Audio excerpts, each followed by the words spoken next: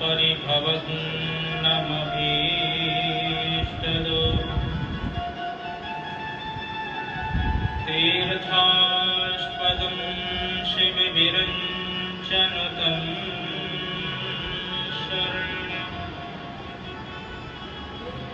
भृत्यार्तिहं प्रणतपालभवाब्धिपोतं वन्दे महापुरुष ते चरणारविन्दं वंशी विभूषितकरा नवनीरदावा पीताम्बरः गरुडबिम्बफलाधरः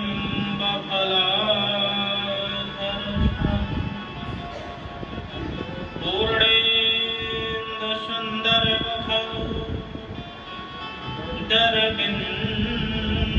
दरविन्दनेत्रा कृष्णः परं किमपि तत्त्वमहं न जाने नारायणं नमस्कृत्यं नरं चैव नरोत्तमं देवीं सरस्वतीं व्यासं ततो जयमुदीरयेत् भक्ति भक्त भगवन्त गुरु चतुर नाम बपुएक इनके पग बंधन किए सुनाशत विघ्न अनेक सब द्वारन को छोड़ के आयु तेरे द्वार हे यशोमति के लाडली जरा मेरी ओर निहार आइए हनुमंत विराजिए कथा कहूँ मति अनुसार प्रेम भरी गादी धर सुबिराजिए पवने कुमार सुबिराजिए पवने कुमार।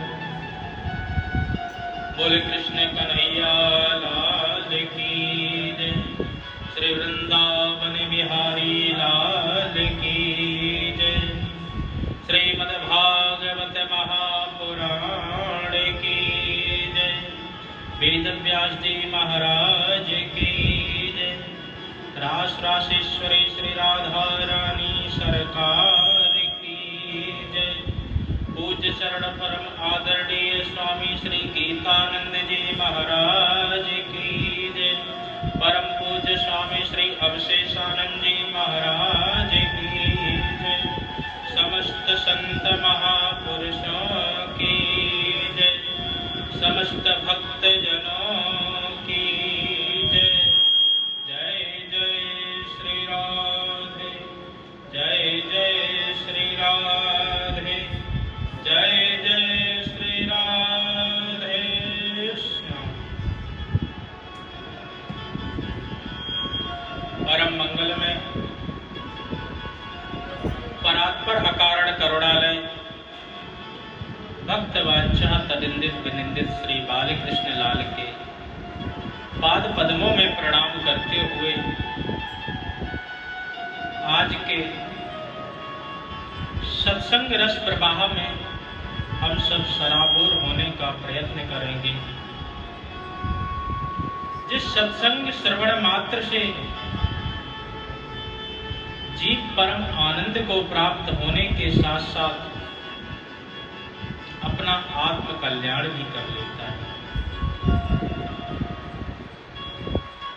शरीर की जो भूख है उसकी क्षुधा निवृत्ति भोजन से हो जाती है, परंतु जो आत्मा की क्षुधा निवृत्ति है उसके उसके लिए सत्संग या भगवान का हरिनाम संकीर्तन चाहिए। बिना भगवान के हरिनाम संकीर्तन के आपकी आत्मा कभी तृप्त हो ही नहीं सकती, क्योंकि जो जिसका अंश होता है उसी के ही अंश से वो तृप्त हो पाता है। जैसे हमारा शरीर पांच भौतिक तत्वों से बना हुआ है,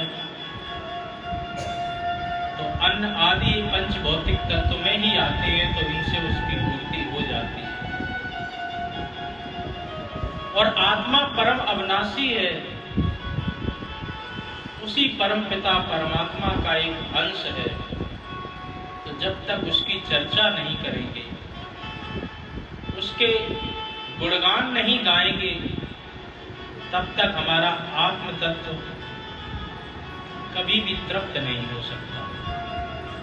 इसलिए आत्म तत्व को तृप्त करने के लिए सत्संग सरता में सराबोर करना, सत्संग सरता में अपने आप को अवगाहन करवाना परम आवश्यक है। तो आइए प्रसंग पर आते हैं। रघुवंश की चर्चा चल रही, और रघुवंश की चर्चा के साथ साथ में आज सूर्यवंश की चर्चा का भी आरंभ करेंगे। आज भगवान का प्राकट्योत्सव दिवस भी मनाने की इच्छा है, तो आज कम से कम वहां तक पहुंचने का जरूर प्रयत्न करेंगे। नहीं तो रघुवंश में भागवत की जगह पर राम कथा ही होने लगेगी। तो इसलिए आइए पुनः प्रसंग पर आते हैं। तो किस प्रकार से हनुमान जी महाराज ने आज इंद्रजीत के द्वारा चलाए हुए ब्रह्मास्त्र में बलना स्वीकार किया। परंतु यदि देखा जाए तो हनुमान जी महाराज अनंत बलवंत श्री हनुमंत लाल जी महाराज जो हैं, सब गुण निधान हैं। मेघनाथ में क्या विशेषता है? बोले मेघनाथ ने इंद्र को जीता है। तो मेघनाथ इंद्रजीत हो सकता है, परंतु हमारे श्री हनुमान जी महाराज भी इंद्रिय जीत है। तो इंद्र को जीतना कोई बहुत बड़ी बात नहीं, अपनी इंद्रियों पर संयम पाना यही सबसे बड़ी बात है। हनुमान जी जितेंद्रिय हैं। 10 ज्ञान इंद्रिय, 10 कर्म, 5 ज्ञान इंद्रियां, 5 कर्मेंद्रियां और 1 मन को पूरी तरह उनके बस में वो रहती हैं, और उन सभी इंद्रियों को वो परमात्मा के ही आगे लगा करके रखते हैं। इसलिए हनुमान जी महाराज का जीवन परम धन्य है। तो ऐसे हनुमान जी महाराज ने फिर भी ब्रह्मा जी का कहीं मान नहीं घटे, वंदना स्वीकार कर ही लिया। रावण के दरबार में पहुंचे, सारी चर्चा हुई, अच्छी तरह समझाया हनुमान जी महाराज ने, लेकिन रावण को कुछ भी समझ में नहीं आया। उल्टा रावण हनुमान जी की पूंछ में आग लगाने जैसा दुष्कृत्य भी कर बैठा। तो आज रावण ने हनुमान जी महाराज के पूंछ में आग लगाई, और हनुमान जी महाराज ने खड़े ही खड़े रावण के मूंछ में आग लगा दी। उसके नाक के नीचे खड़े होकर के सारी लंका को जला दिया। रावण विचार करता रहा, सोचता रहा, परंतु उसको कुछ भी समझ में नहीं आया। ऐसे हमारे हनुमंत लाल जी महाराज ने भगवान की कृपा से 49 मरुदगणों ने भी सहायता की, तो यत्र तत्र लंका में अग्नि फैल गई। देखते ही देखते लंका पूरी दहन हो गई, और हनुमान जी महाराज तुरंत आकर के समुद्र में अपनी पूंछ को बुझा करके सीता माता जी के सामने हाथ जोड़ के खड़े हो। दूसरा भावार्थ अगर ये भी समझे कि हनुमान जी को मृग मान करके राम जी ने सीता जी के पास में भेजा था कि सीता जी ने जीवन में पहली बार कोई चीज मांगी, वो मैं नहीं दे पाया, परंतु हनुमान जी मिले तो समझने लगे कि ये सचमुच के मृग हैं।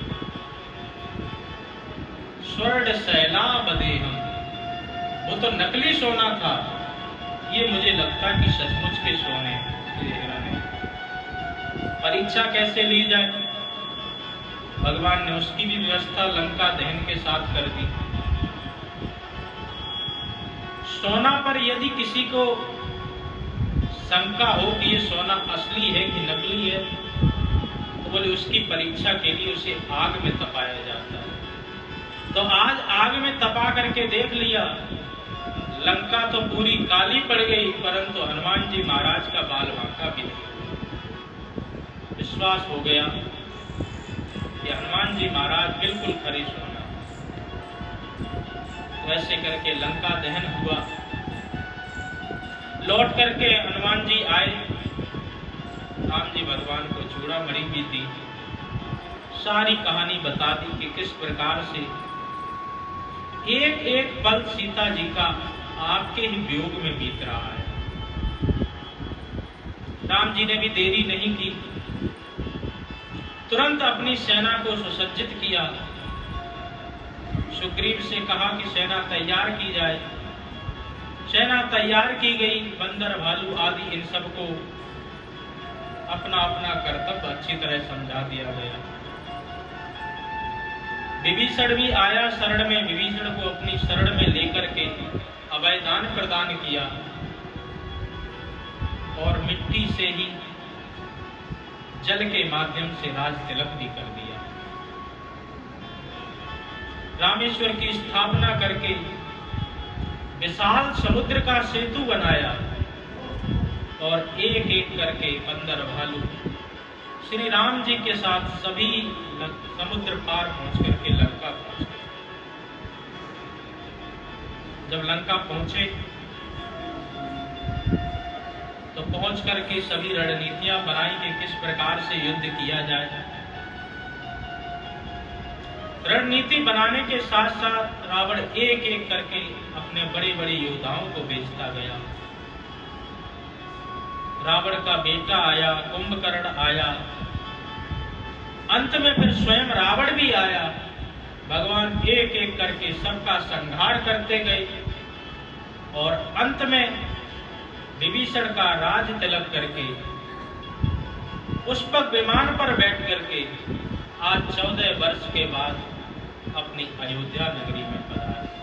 बोल अयोध्या धाम की जय, राजा रामचंद्र भगवान की। अयोध्या आए, आकर के भगवान का राज तिलक हुआ और बहुत अच्छी तरह भगवान ने अपनी राज्य व्यवस्था को चलाया। धर्म युक्त होकर के राज्य व्यवस्था चलाई। इसलिए उस दिन से लेकर के आज तक हम राम राज्य की बात करते हैं। आज तक हम राम राज्य के लिए लोगों को प्रेरित करते हैं।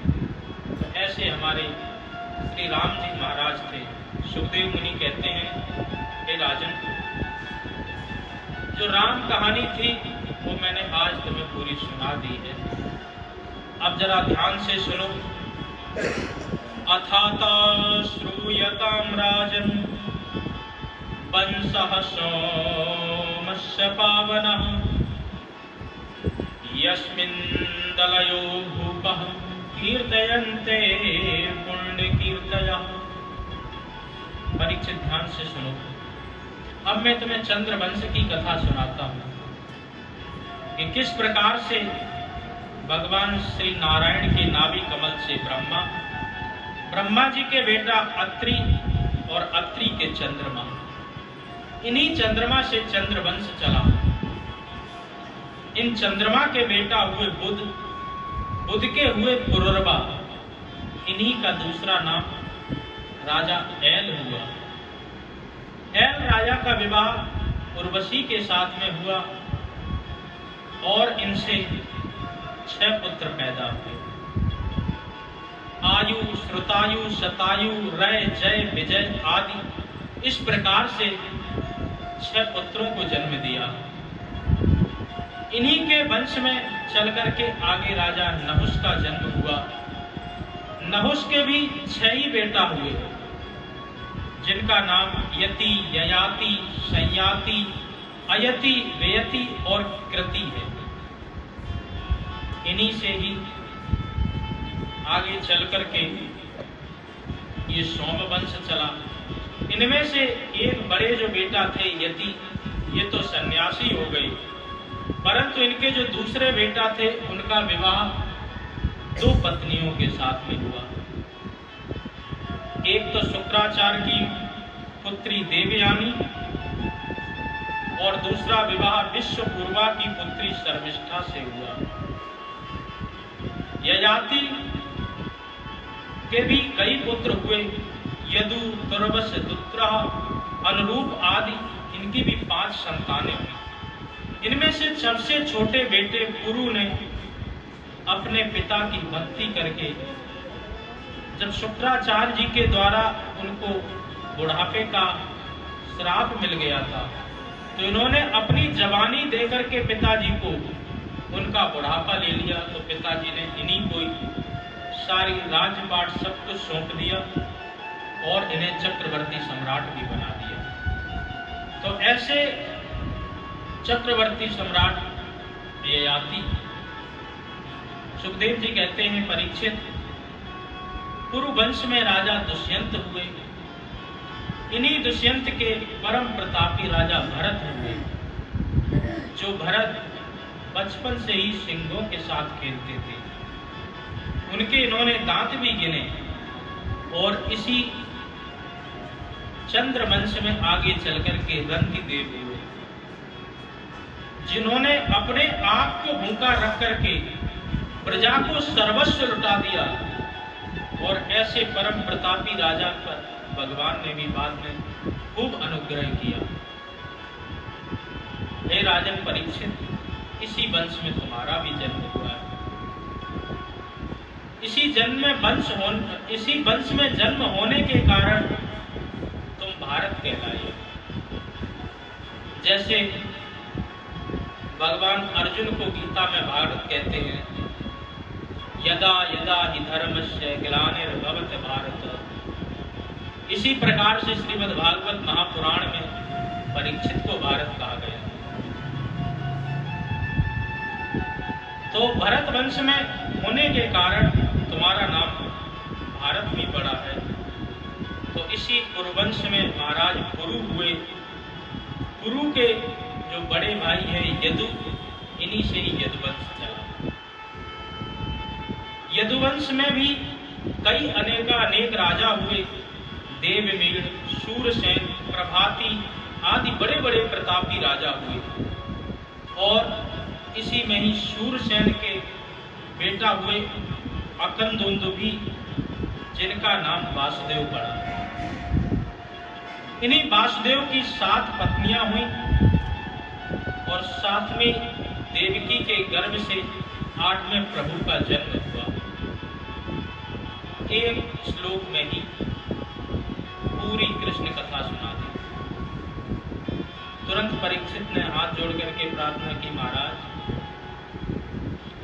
आपने सूर्यवंश इतना लंबा चौड़ा सुनाया, परंतु कृष्ण वंश जो है चंद्रवंश, इसको बस एक श्लोक में हम सुनना चाहते हैं, क्योंकि हमारे जितने भी पूर्वज हुए,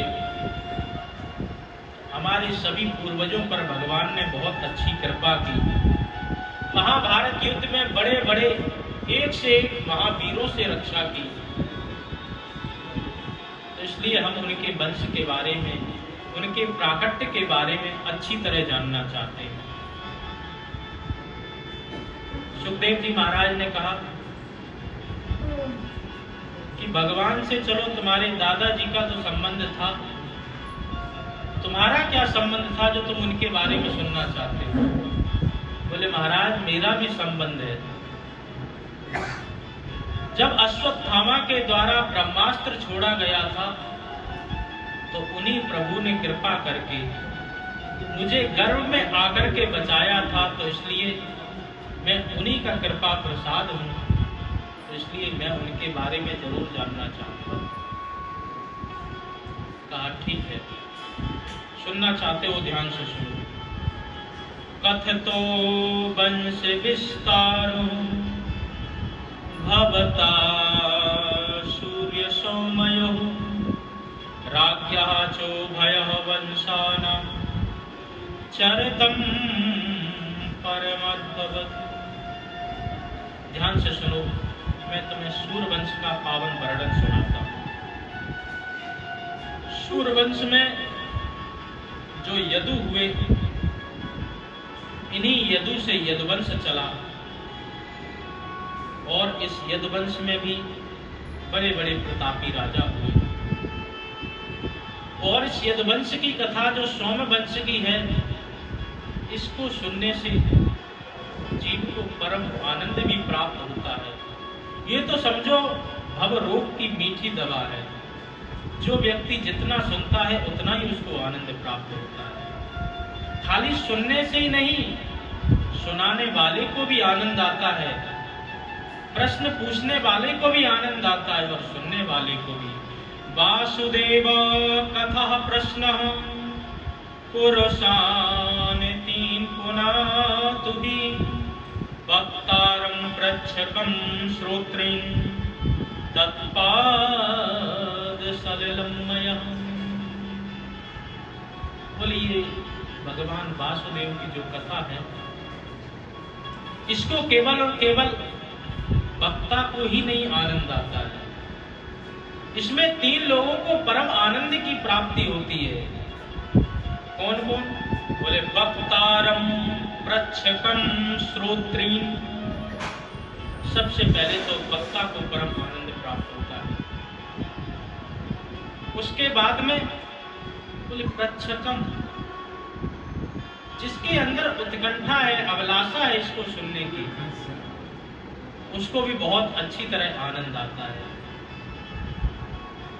और तीसरे बोले श्रोत्री, जो लोग बैठ करके सुनते हैं उनका भी इसी से कल्याण हो जाता है। तो प्रच्छकम, वक्तारम और श्रोत्री, तीनों को अद्भुत कल्याणकारी कथा है तीनों के लिए। इसलिए तो ध्यान से सुनो, मैं तुम्हें इस कथा को सुनाता हूं। तो ये कथा कैसी है? बोले समस्त जीवों को कल्याण प्रदान करा देने वाली। इस धरातल पर अनेकानेक प्रकार के पाप अत्याचार सब बढ़ते जा रहे थे। जरासंध जैसे पापी राजा अनेकानेक राजाओं को बंदी बना करके अपने कारागार में डालते जा रहे थे, और इसी के साथ में इसको कंस जैसे दुष्ट राजा का भी साथ मिल गया। कंस इतना दुष्ट राजा था कि जिसने अपने पिता को ही बंधक बना करके जेल में डाल दिया। पृथ्वी ने जब देखा कि पाप अत्याचार सब बढ़ता जा रहा है, हाथ जोड़ करके गाय का रूप धारण करके पृथ्वी प्रभु के पास में पहुंची और प्रार्थना की कि इस परेशानी से हमारा निवारण करें। भगवान ने कहा चिंता मत करो, बहुत जल्दी मथुरापुरी में मेरा जन्म होगा। वसुदेव ग्रहे साक्षात् भगवान पुरुषः परा जनस्यन्ते तत्प्रीत्यार्थं समभयन्तु सुरर्षयः। बोले कि मेरा बहुत ही जल्दी वसुदेव के घर में जन्म होगा, और जन्म होकर के मैं सिर्फ अकेला ही नहीं, बोले जनस्यन्ते तत्प्रियार्थम, अपनी प्रिय प्रीतम माया शक्ति श्री राधा रानी के साथ वहां पर आगमन होगा। इसलिए तुम सभी देवता अपनी अपनी अर्धांगिनियों को लेकर के, अपनी अपनी संगनियों को लेकर के मथुरापुरी में जाओ और श्री राधा जी की रक्षा करो। तो इसलिए आज सभी देवता ये सुनकर के मुग्ध हो गए और मथुरा मंडल में आकर के सभी देवताओं ने कोई न कोई रूप में अवतार ले लिया। मोक्षदायिनी पावनपुरी मथुरा में भगवान का नित्य निवास है। मथुरा भगवान यत्र नित्यम सन्नहतो हरि, सदा सर्वदा भगवान मथुरा में निवास करते हैं। और वृंदावन के बारे में भी कहा जाता है, वृंदावन पुनर्त्रज्य पादमेकम न गच्छति। इस वृंदावन को छोड़ करके मैं एक पग भी कहीं नहीं जाता। तो इस प्रकार से भगवान, कहने का तात्पर्य पूरे ही ब्रज मंडल में भगवान का नित्य नैमित्त किसी न किसी सूक्ष्म रूप से निवास रहता ही है। तो ऐसे मथुरापुरी में एक महाराजा उग्रसेन रहा करते थे। उग्रसेन का बेटा हो गया कंस। कंस ने अनेक पाप अत्याचार जब बढ़ाए और पिता की कोई बात नहीं सुनी, जब पिता ने रोकने का प्रयत्न किया तो उन्हीं को ही हथकड़ी बेड़ी पहना करके जेल में डाल दिया। जब हथकड़ी बेड़ी पहना करके जेल में डाला तो लोगों में बड़ी बातें फैलने लगी। लोग आगे सोचने लगे कि देखो हमारे राजा कितने निर्दयी हैं, अपने पिता को ही जेल में कारागार में डाल दिया, तो ये प्रजा का किस प्रकार से ध्यान रखेंगे। कंस के जितने भी गुप्तचर थे उन सब ने बताया कि महाराज, प्रजा में आपका अपयश फैल रहा है, प्रजा वाले बहुत आपके बारे में बुरा भला सोच रहे हैं, तो क्या किया जाए। बोले कोई आप अच्छा काम करो जिससे प्रजा में किसी प्रकार का विद्रोह ना हो, और प्रजा में यदि विद्रोह हुआ तो कई बार राजा को भी भागना पड़ता है। पड़ोसी देश को देख के समझ लो, प्रजा ने विद्रोह किया तो हेलीकॉप्टर से प्रधानमंत्री को ही भागना पड़ा। तो इसलिए प्रजा का विद्रोह से राजा को बचना चाहिए। ठीक है, तो क्या करें। कंस विचार करने लगा कि क्या करें क्या नहीं। फिर उसको याद आया कि उसकी जो चचेरी बहन देवकी है, इसका विवाह किया जाए। तो वसुदेव जी को ढूंढा और ढूंढ करके डरा धमका करके अपनी बहन से विवाह करवाने का प्रयत्न करने लगा। जब विवाह करवाने का प्रयत्न किया तो इसने बड़ी उदारता दिखाई, खूब सारा धन दौलत सब को बांटने लगा प्रजा में। और बांटते बांटते जैसे ही विदाई समारोह हुआ तो स्वयं रथ की डोरी पकड़ करके आगे बैठ के रथ को भी हाँकने लगा। प्रजा में तो बात दूसरी फैल गई कि राजा कितने भी कैसे भी हों परंतु बड़े अच्छे कंस महाराज हमें दिखाई दे रहे हैं। देखो ये चचेरी बहन है, उसके बाद भी इसके बारे में कितना अच्छा विचार कर रहे हैं, कितना रुपया पैसा देकर के अच्छी तरह विदा कर रहे हैं। जब कंस के कान में पड़ा ऐसा स्वर की प्रजा की हवा मेरी ओर रुख कर रही है, तो और उसने रोने का नाटक कर दिया, नकली आंखों में आंसू ले आया। तो प्रजा और भी गदगद होने लगी, कहने लगी महाराज, मेरे महाराज जो हैं बिल्कुल नारियल की तरह हैं, बाहर से ही कठोर है, अंदर से तो बिल्कुल पानी पानी है। देवताओं ने जब ये देखा विचार करने लगे कि अगर ये इस प्रकार का नाटक करेगा तो इसके पापों का घड़ा भी नहीं भर पाएगा, तो भगवान के अवतार में देरी होगी। तो तुरंत आकाश से ही आकाशवाणी कर दी, अस्यष्टाष्टमो गर्भो हंताया विवशे बुधः। हे राजा कंस, तू जिस अपनी बहन के विवाह में इतना आनंदित हो रहा है, इसी का 8वां लाल बनेगा तेरा काल। जब ये सुना तो कंस की आंखें हो गई लाल। तुरंत पकड़ करके देवकी को बालों से पकड़ के घसीट के नीचे गिरा दिया और तलवार लेकर के भग्निम हंत मारव्या खड्ग पाणिम कुचित ग्रही, तुरंत खड़ग ली और गर्दन पर वार करने के लिए जैसे ही आगे बढ़ा, तुरंत वसुदेव ने हाथ पकड़ लिया। कहा कि राजन, आपकी चचेरी बहन है, अभी अभी इसका विवाह हो रहा है, तुमको इस पर दया नहीं आती? इस प्रकार से इसको मार रहे हो। बोले, अरे इसका पुत्र हमारा काल बनेगा। वसुदेव ने कहा, देवकी से तो तुम्हें कोई खतरा नहीं है, खतरा तो तुम्हें इसके पुत्र से है, वो भी 8वें पुत्र से। देखो राजन, इस संसार में कोई भी हो, मृत्यु तो सबकी अटल है, एक ना एक दिन उसको मरना ही पड़ता है। समझाने का प्रयत्न किया, मृत्यु जन्म बताम वीर देहेन सहजायते अद्यावप्त सतेन वा मृत्युर्वै प्राणिनम ध्रुव।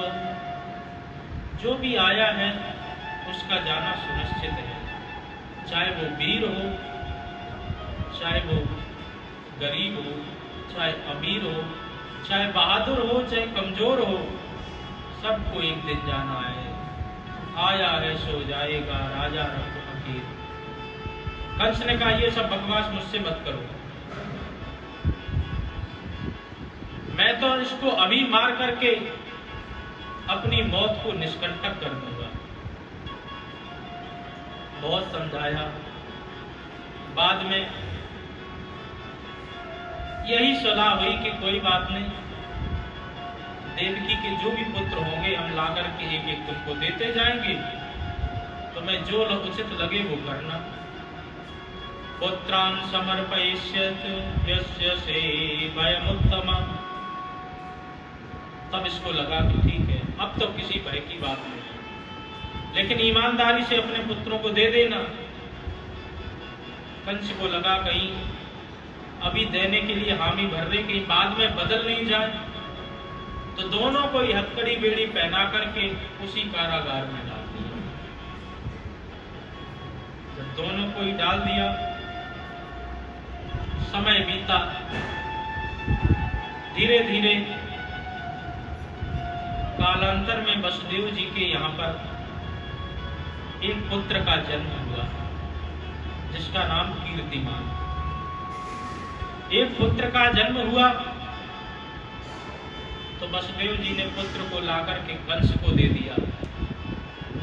जब कंस को दिया तो कंस ने कहा, ईमानदार हो।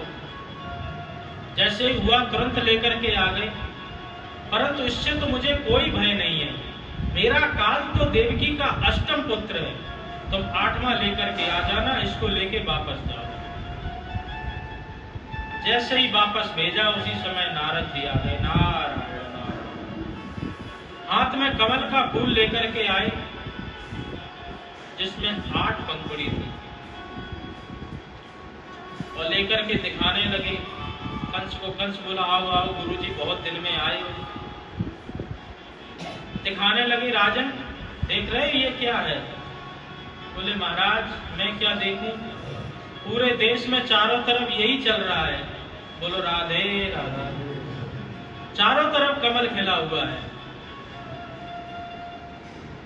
बोले, मैं ये जानना चाहता हूं कि इसमें कितनी पंखुड़ी है।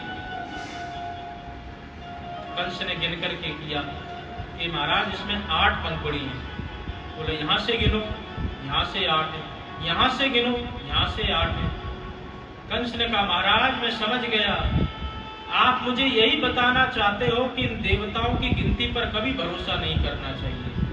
पहला भी 8वां हो सकता है और 8वां भी पहला हो सकता है, इसलिए मैं अपनी भूल को अभी सुधारता हूं। तुरंत वसुदेव को बुलाया कि अपने पुत्र को दोबारा लेकर के आओ। जैसे ही पुत्र को लेकर के आए और तुरंत उस पुत्र को पकड़ा और पकड़ करके 1-2 बार घुमाते तुरंत उस पत्थर की शिला पर उसको पटक दिया। कीर्तिमान जो शिशु था उसके प्राणों का अंत हो गया। इधर वसुदेव देवकी रुदन करने लगे, विलाप करने लगे। दुराचारी कंस एक एक करके ऐसे 6 पुत्रों को मारता गया। भगवान की आज्ञा से जो 7वां गर्भ था, भगवान ने आज्ञा दी योग माया को कि तुम जाकर के इस गर्भ को रोहिणी माता के गर्भ में प्रतिष्ठित कर दो। तो कंस को पता लगा कि 7वां गर्भ तो वैसे ही खंडित हो गया। जब 7वां गर्भ खंडित होने का उसको पता चला, अब उसने पैरा और बढ़ा दिया कि 8वां बच्चा आने वाला है। तो धीरे धीरे पैरा बढ़ाता गया। दूसरी ओर सभी देवता हाथ जोड़ करके भगवान के आगमन की प्रतीक्षा करने लगे। धीरे धीरे समय बीता, समय बीतता गया। जैसे ही ठीक समय आया तो भगवान चतुर्भुज रूप धारण करके वहां पर खेल में ही प्रकट हो गए। बोल चतुर्भुज भगवान की जय। सभी देवताओं ने हाथ जोड़ करके प्रार्थना की। सत्यव्रतम सत्यपरम त्रिसत्यम सत्यस्य योनिं निहतं च सत्ये सत्यस्य मृत सत्यनेत्रं सत्यात्मकं तां शरणं प्रपन्नम्। सत्य सत्य कहकर के स्तुति गान करने लगे। सत्य सत्य कह के स्तुति गान क्यों कर रहे? देवताओं ने सोचा कि जिनको मारने के लिए भगवान इस धराधाम पर आ रहे हैं, ये सब इनके रिश्तेदारी में ही है। कोई मामा है, कोई चचेरा भाई है शिषपाल जैसा, कोई है। तो मानो देवता हाथ जोड़ करके उनको याद दिला रहे कि महाराज जो आपने व्रत लिया वो सत्य होना चाहिए, आपके अवतार का प्रयोजन भी सत्य होना चाहिए, और आपने जो सबको वचन दिया है कि विप्रदेव सुरसंत हितलीन मनुज अवतार, तो उन सबके हेतु का जो प्रयोजन है वो पूरी तरह सत्य होना चाहिए। इसीलिए देवता आज सत्य सत्य कह करके भगवान को प्रणाम कर रहे हैं। इधर दूसरी ओर देवकी और वसुदेव भी हाथ जोड़ करके खड़े भगवान के चतुर्भुज रूप को देख रहे हैं।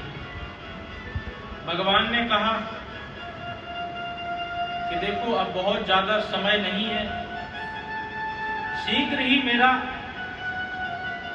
इस जेल में जन्म होगा और मुझे ले जाकर के तुम यशोदा माता के यहाँ पर छोड़ करके आ जाना नंदगांव में, और वहां पर मेरी ही कृपा से योग माया की पुत्री के रूप में उसने जन्म लिया है, उसको लेकर के तुम यहाँ पर आ जाना और तुम्हें किसी भी प्रकार की कोई चिंता की बात नहीं है, आराम से सब कुछ हो जाएगा। जिस प्रकार का भगवान ने वचन दिया था उसको अच्छी तरह वसुदेव जी ने सुना, और सुन करके भगवान ने भी सोचा कि अब अवतार में देरी नहीं करना चाहिए। धीरे धीरे अथ सर्वगुणोपेता कालः परम शोभना, धीरे धीरे समय आ गया, प्राकट्य की घड़ी आ गई। भगवान के जन्म का शुभ काल आ गया, भादों का महीना आ गया, कृष्ण पक्ष आ गया, अष्टमी तिथि आ गई, बुधवार दिन आ गया, रोहिणी नक्षत्र आ गया, हर्षण योग आ गया, भवकर्ण आ गया, मध्य रात्रि 12 बजे का समय भी आ गया। भगवान ने अचानक चतुर्भुज रूप में से प्रकट होकर के एक नन्हा सा रूप बना करके देवकी के गोद में प्रविष्ट कर गए। बोल भक्त वत्सल भगवान की जय। एक छोटा सा रूप बना करके जैसे ही देवकी की गोद में आए, देवकी मैया विचार करने लगी कि ऐसे इतने बड़े परमात्मा जिनकी वेद भी नेति नेति करके गुणगान करने में समर्थ नहीं है, ब्रह्मांड निकाया निर्मित माया, रोम रोम प्रतिवेद कहे, सो मम उर्वासी यह उपहासी, सुनत धीर मत थिर न रहे। ब्रह्मांड निकाया, सारा ब्रह्मांड ही जिनकी काया हो, और ऐसे परमात्मा आज मेरी गोदी में है। इस प्रकार से जैसे विचार करने लगे, परंतु भगवान के लीला का यही एक पाठ था, उन्होंने किसी भी प्रकार का वहां पर रुदन नहीं किया। बिल्कुल शांति से तुष्णीम बबूव शिशु, बिल्कुल शांति से आकर के गोद में बैठ गए। भाई रोए क्यों नहीं? रामावतार में तो खूब रोए। सुन बचन सुजाना, रोदन ठाना, भय बालक सुर भूपा। सोचा कि राम अवतार में तो हम खूब रोए। वहां पर दास दासियां थी, आकर के हमारे मंगल गान गाना था उनको, इसलिए रोए। और यहाँ पर अगर रोने लगे तो तुरंत कंस महाराज अपने सहपाठियों के साथ लाठी ले लेकर के आ जाएंगे, तो ये घड़ी अभी रोने के लिए बिल्कुल ठीक नहीं है। इस प्रकार से विचार किया। वसुदेव जी ने भी बहुत समय नहीं लगाया, तुरंत हृदय से लगा करके एक सूप में रख करके गोकुल की ओर तुरंत प्रस्थान करने लगे। जैसे ही सूप में रख करके आगे बढ़े, हाथों से हथकड़ी बेड़ी खुल गई, जितने भी द्वार थे सबके ताले टूट गए, एक एक करके सबके ताले टूटते गए और वसुदेव जी महाराज प्रभु को लेकर के आज गोकुल की ओर प्रस्थान करेंगे। जैसे ही धीरे धीरे आगे बढ़े तो नंदगांव और मथुरा के बीच में यमुना महारानी भी पड़ती हैं। ऊपर से रिमझिम होते हुए जब मेघों ने देखा भगवान आज यहाँ से जा रहे हैं, बोले हम उनको क्या अर्पण करें, तो छोटे छोटे पानी के फुहारे ऊपर से बरसने लगे। शेषनाग ने सोचा प्रभु का अभी प्राकट्य हुआ है और शिशु रूप में है, कहीं इनको ठंड नहीं लग जाए, तो ऊपर से छाते की तरह उन्होंने ढक लिया। यमुना माता ने भी सोचा कि प्रभु जब यहाँ से निकल रहे हैं तो क्यों ना उनके पाद प्रक्षालन करने लगे। इसी वेग में बहुत ज्यादा ऊपर बढ़ने के लिए कोशिश की। भगवान ने अपना पैर लटकाया और उनको यमुना को भी शांत कर दिया। एक संत तो ये कहते हैं कि यमुना मैया को लगा कि हमारे प्राण प्रियतम निकल करके जा रहे हैं, तो क्यों ना इनके मुखारबिंद का आज दर्शन कर लिया जाए। यही सोच करके अपना वेग जैसे ही बढ़ाया तो उनके मुखारबिंद दर्शन करने से पहले ही ससुर की दाढ़ी दिख गई। तो दाढ़ी को देख करके शर्म के मारे में नीचे झुक गए। तो इस प्रकार से यमुना माता जी ने भी प्रभु का स्वागत किया। वसुदेव महाराज यशोदा माता के पास में गए, प्रभु को वहीं पर सुला दिया। वहां से जो योग माया द्वारा जो कन्या प्रकट हुई थी उसको उठाया और उठा करके पुनः वापस मथुरा में आए तो एक एक करके दरवाजे बंद होते गए। पुनः हाथों में हथकड़ी बेड़ी लग गई और उस कन्या ने जैसे ही जोर से गला फाड़ करके चिल्लाया तो सारे द्वारपाल सोते हुए जाग गए। जाग करके बोले, महाराज देवकी के 8वीं संतान हो गई।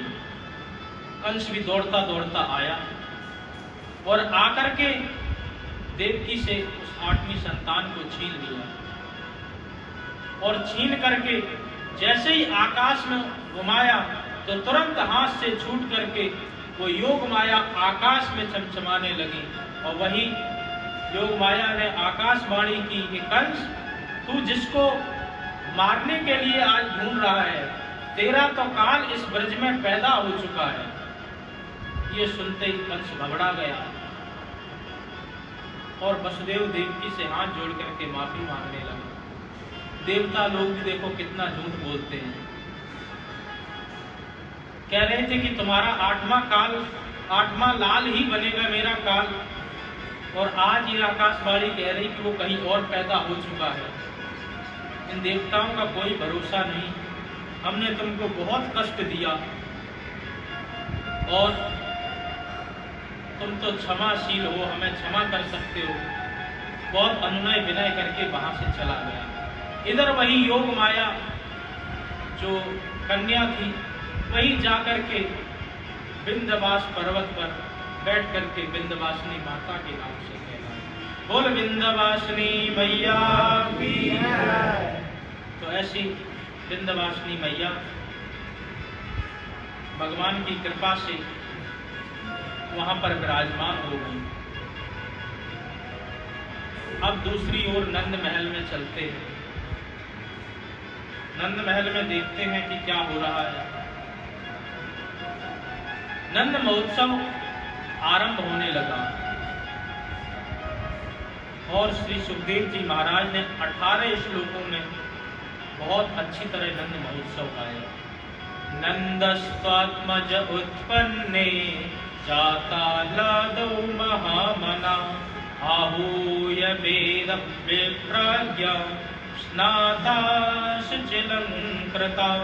पाचे त्वातु स्वस्तयनं जाते कर्म मजस्व वै कार्यामासि विधिवत् पितृदेवार्चनं तथा नंदस्त्वात्मज उत्पन्ने जाता लादौ महामना जाता लादौ महामना।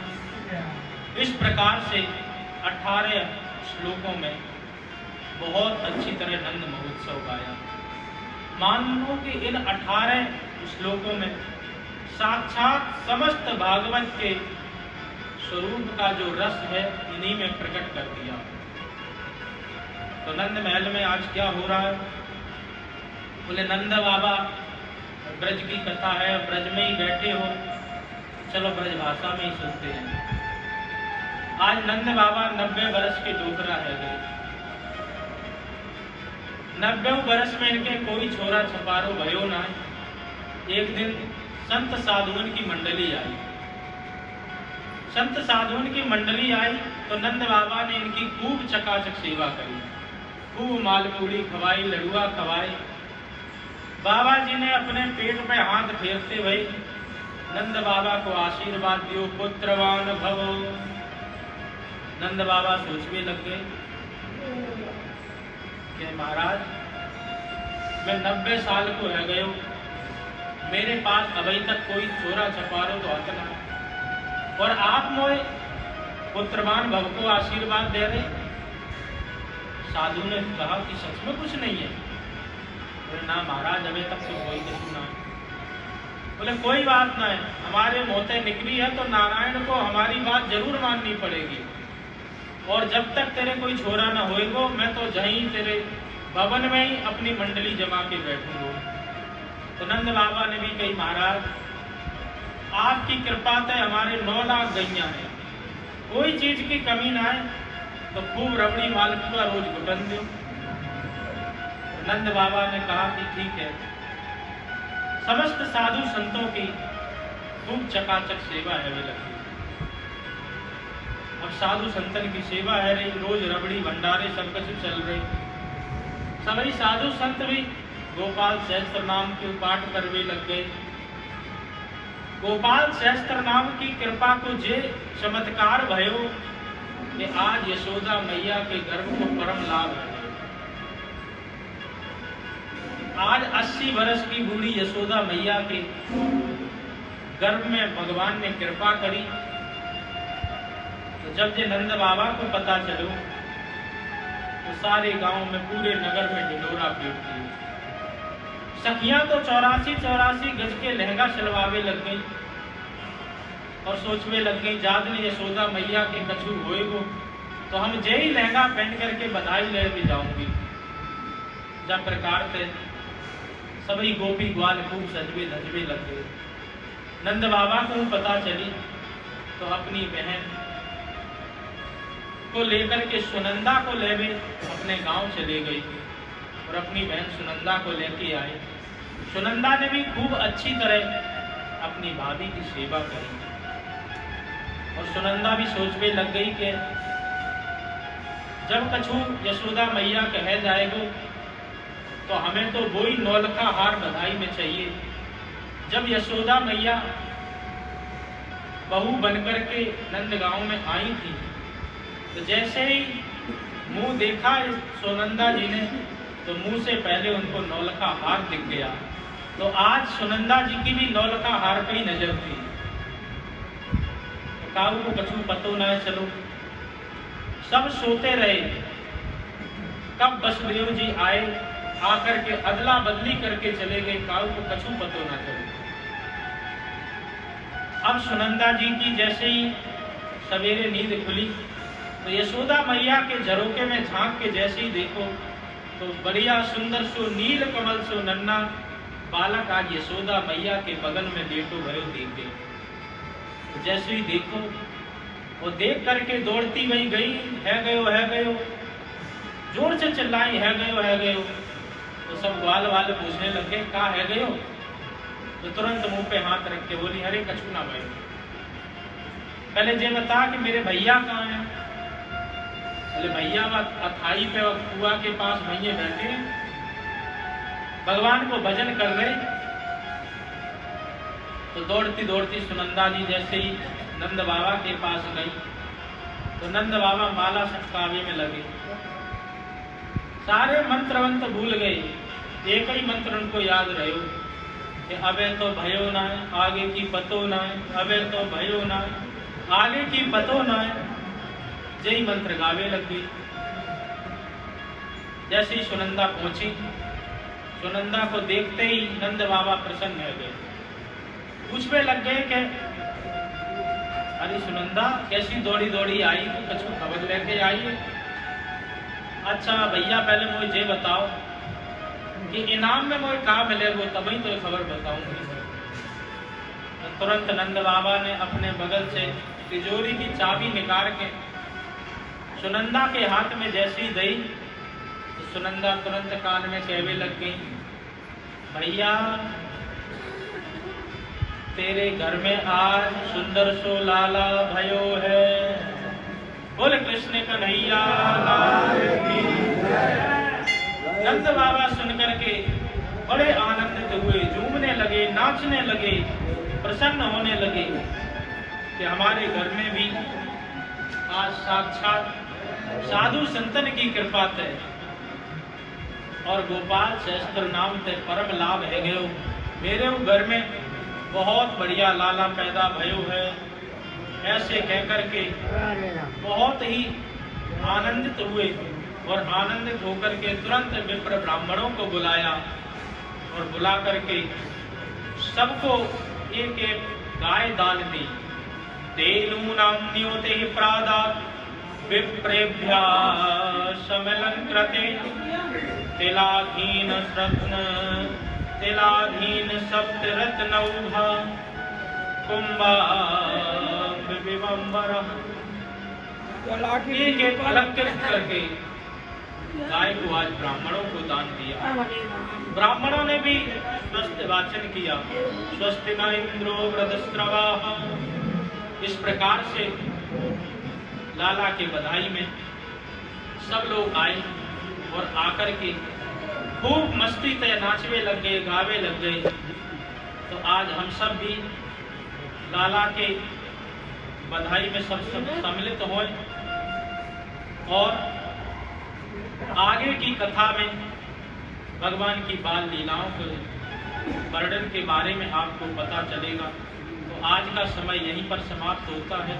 तो ऐसे भगवान की लीला में हम सब सम्मिलित हों और नंद महोत्सव अच्छी तरह मनाएं। तो जयघोष के साथ में आप सब बैठे रहना, तो वहीं आपके पास में बधाई आएगी।